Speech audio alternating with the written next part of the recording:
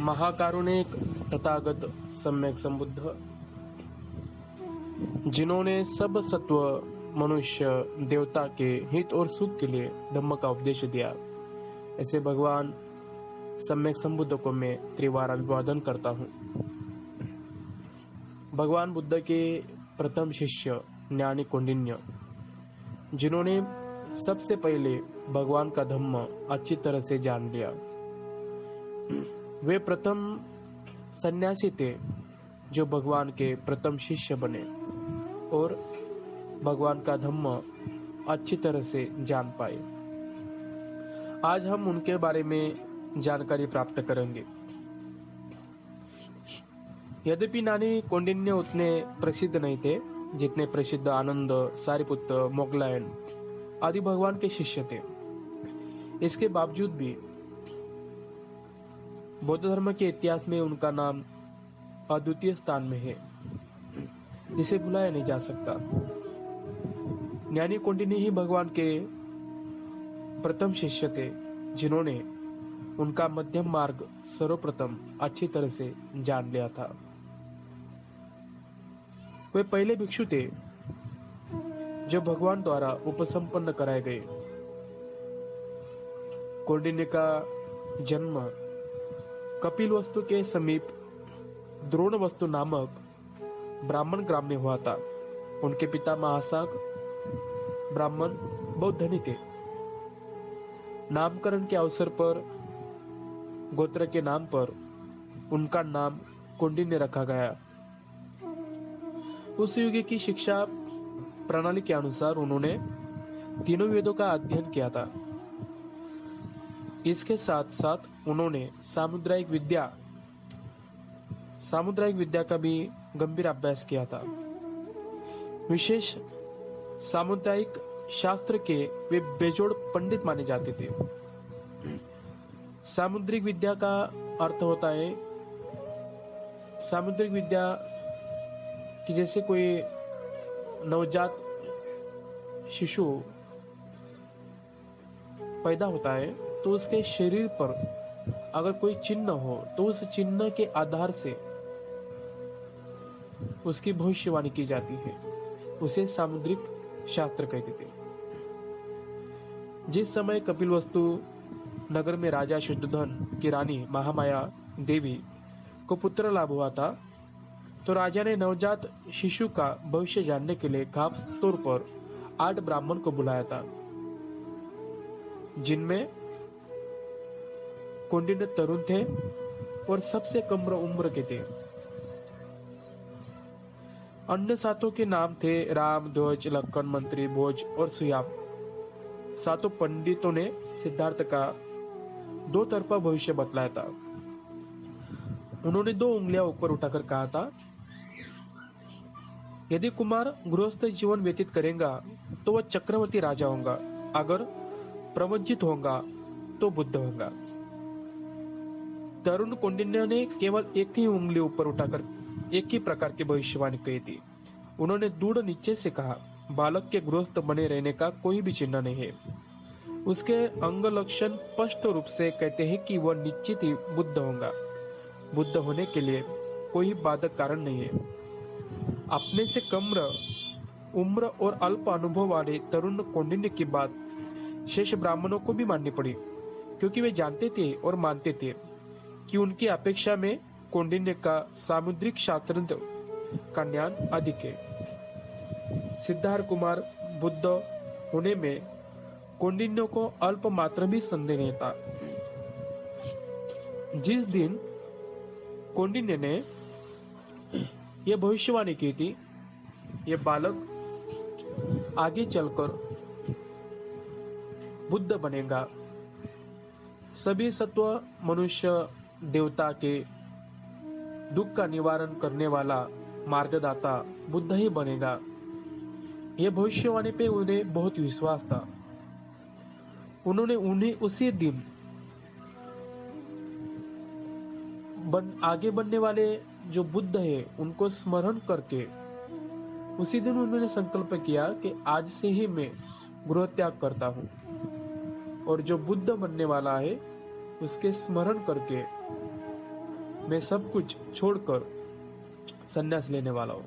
और उन्होंने उसी दिन संन्यास ले लिया था।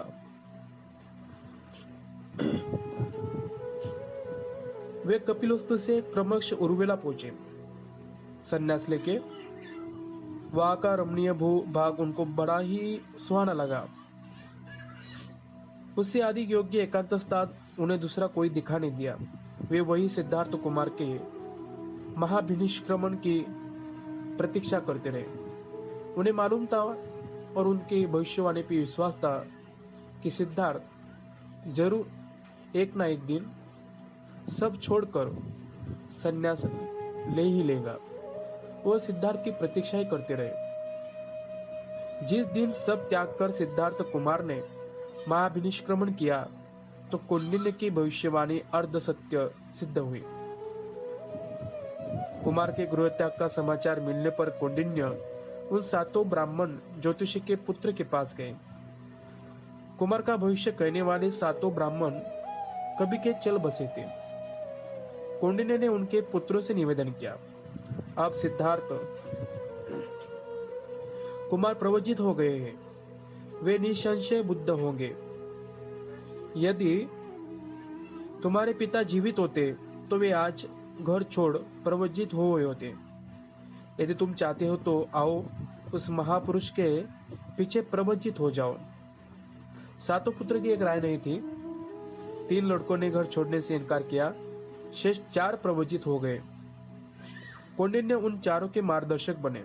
आगे चलकर वे 5 पंचवर्गीय भिक्षु के नाम से प्रसिद्ध हुए। यंत्र तंत्र भ्रमण करने के पश्चात बोधिसत्व ने उर्वेला के रमणीय स्थान को ही तपस्या के भूमि चुना। कौंडिन्य आदि 5 परिवारजक भी उनकी खोज में वही पहुंचे।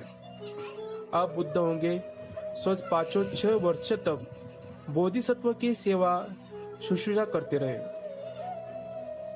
साधना करते हुए सिद्धार्थ गौतम ने क्रमशः आहार कम करते करते बाद में एकदम आहार छोड़ दिया। निराहार रहने के कारण वे बहुत दुर्बल हो गए, क्योंकि ऋषि परंपरा के अनुसार वो लोग ऐसा मानते थे कि जितनी पीड़ा हम इस देह को देंगे, शरीर को जितना पीड़ा देंगे, उतने ही जल्दी हमें मोक्ष के प्राप्त होंगे। इसलिए उन्होंने आहार का भी त्याग कर दिया था। पर निराहार रहने के कारण वो इतने दुर्बल हो गए कि उनका कनक वर्ण शरीर काला और कुश हो गया। महापुरुष के 32 लक्षण उनके शरीर से गुप्त हो गए थे। श्वास रहित ध्यान करते समय एक बार उन्हें तीव्र पीड़ा हुई। वे टहलने के चबूतरे से गिर पड़े। होश आने पर उन्होंने सोचा, ये दुष्कर तपस्या संबोधि प्राप्त करने का मार्ग नहीं है, मुझे आहार ग्रहण करना चाहिए। 6 वर्ष तक मैंने इतनी कठोर तपस्या की, आहार का त्याग कर दिया, पर 6 वर्ष तक मुझे कुछ भी लाभ नहीं हुआ। यह मार्ग गलत मार्ग है। इस मार्ग दुष्कर मार्ग पे चलकर मुझे मेरे प्रश्नों का उत्तर नहीं मिलने वाला। यह बात उनको समझ में आ गई और उन्होंने ठान लिया कि मैं आज से भोजन ग्रहण करूंगा। भिक्षाटन कर वे धीरे धीरे आहार ग्रहण करने लगे। कुछ ही दिनों में उनका शरीर फिर पूर्वतः स्वर्ण वर्ण का हो गया।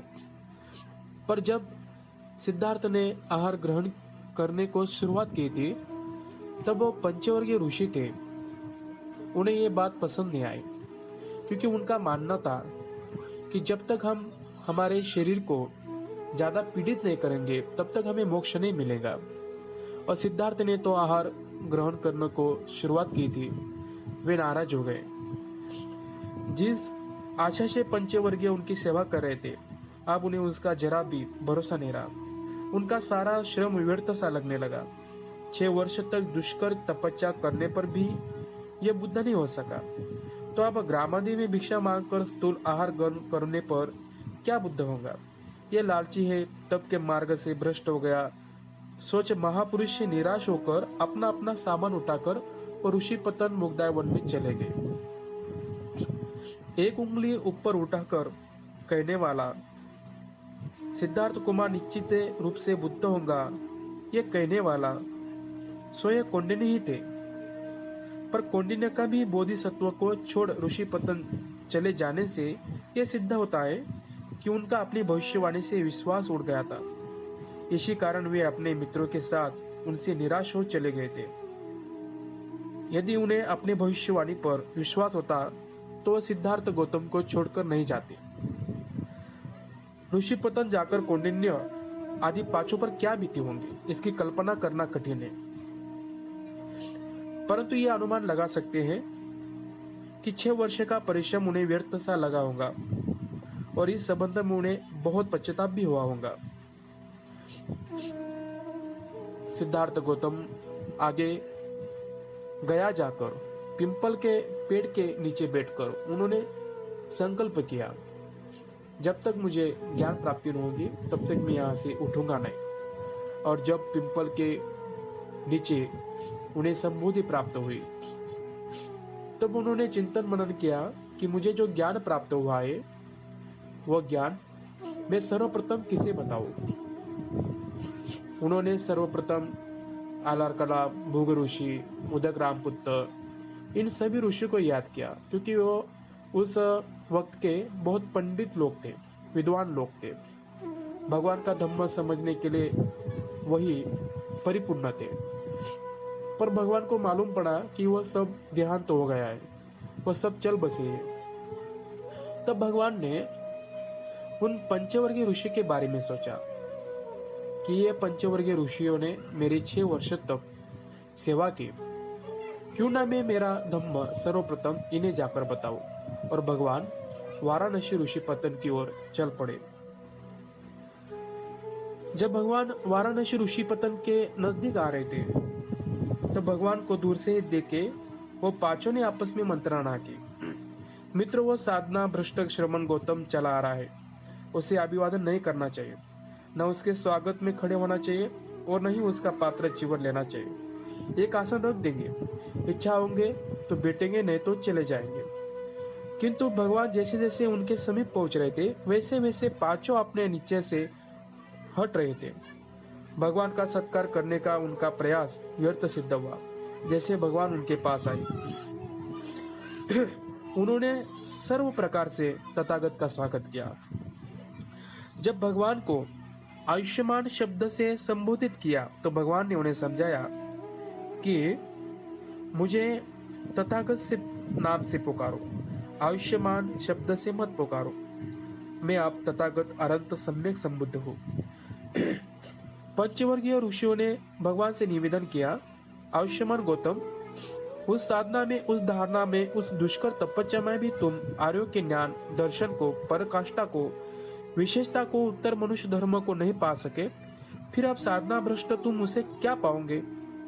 अंत में भगवान बुद्ध ने उन्हें प्रतिपादन किया, भिक्षुओं, ऋषियों, इससे पहले कभी मैंने तुम्हें इस प्रकार कहा? उन्होंने नहीं बनते कहा। भगवान को बनते का संबोधन किया। अंत में कौंडिन्य आदि पांचों ने भगवान की बात स्वीकार कर ली। इन पंचवर्गीय भिक्षुओं को भगवान बुद्ध ने जो उपदेश दिया वह धम्म चक्र प्रवर्तन सूत्र के नाम से पाली साहित्य में प्रसिद्ध हुए। भगवान ने पंचवर्गीय भिक्षुओं को संबोधित कर कहा, भिक्षुओं, इन दो अंतियों को प्रवचितों ने द्वारा सेवन नहीं किया जाना चाहिए। कौन से दो?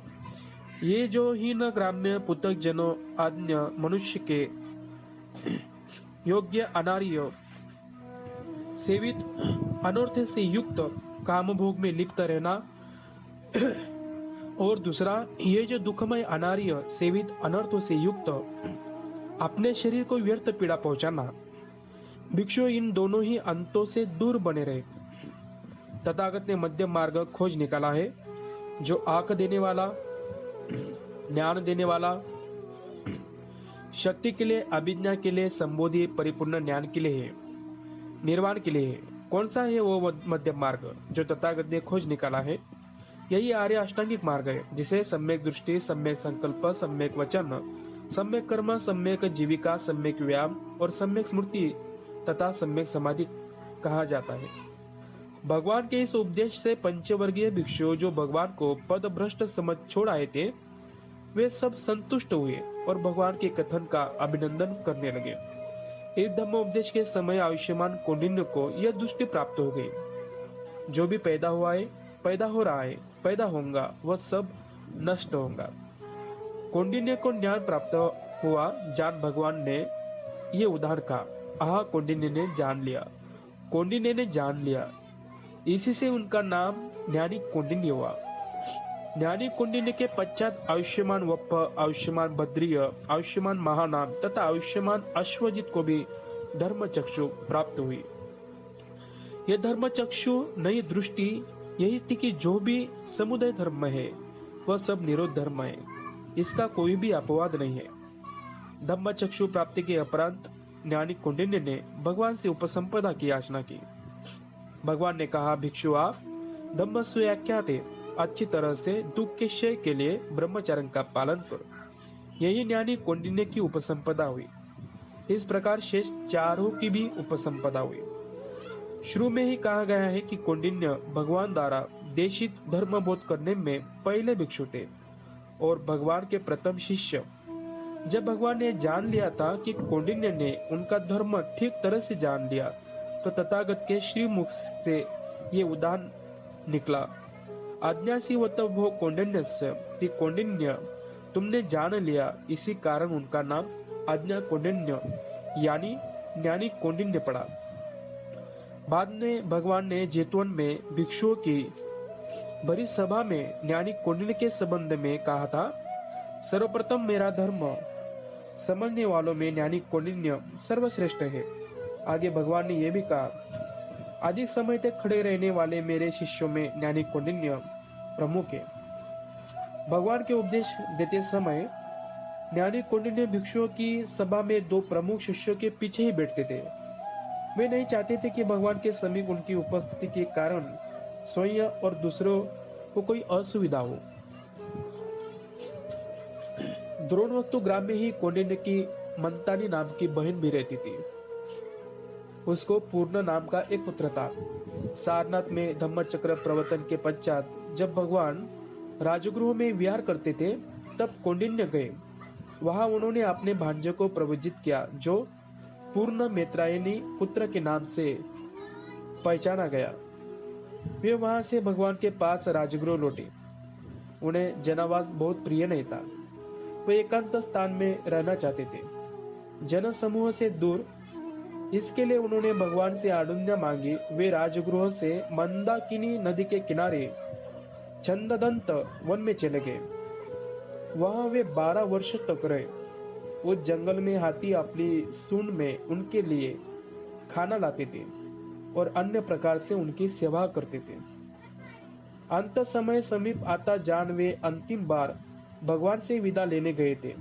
भगवान के दर्शन कर और उनसे विदा ले हमेशा के लिए अनुज्ञा प्राप्त कर आने पर चित्त परिचित छददंत वन लौट गए। इससे कुछ ही दिनों बाद वहां उनका परिनिर्वाण हुआ। कहा जाता है कि कौंडिन्य की मृत्यु पर सारा हिमालय रो पड़ा। उनकी दाह क्रिया में स्थविर अनिरुद्ध के नेतृत्व में 500 भिक्षु उपस्थित थे। उनके शरीर अवशेष वेलुवन ले जाए गए। उन अवशेषों को स्वयं भगवान ने अपने श्री हस्तों से स्तूप में प्रतिष्ठित किया। ये थी ज्ञानी कौंडिन्य की कथा, जो भगवान बुद्ध के सर्वप्रथम शिष्य थे, कि जिन्होंने भगवान बुद्ध का उपदेश अच्छी तरह से जान लिया था। जो 5 ऋषि थे, वही भगवान बुद्ध के सर्वप्रथम 5 भिक्षु बने और उन 5 भिक्षुओं में सबसे श्रेष्ठ, जो भगवान का धम्म अच्छी तरह से जानने वाले ज्ञानी कौंडिन्य, उनके बारे में आज हमने जानकारी प्राप्त की। मैं ज्ञानी कौंडिन्य को त्रिवार अभिवादन करता हूँ। बनते ज्ञानी कौंडिन्य को मैं त्रिवार अभिवादन करता हूँ। साधु साधु साधु।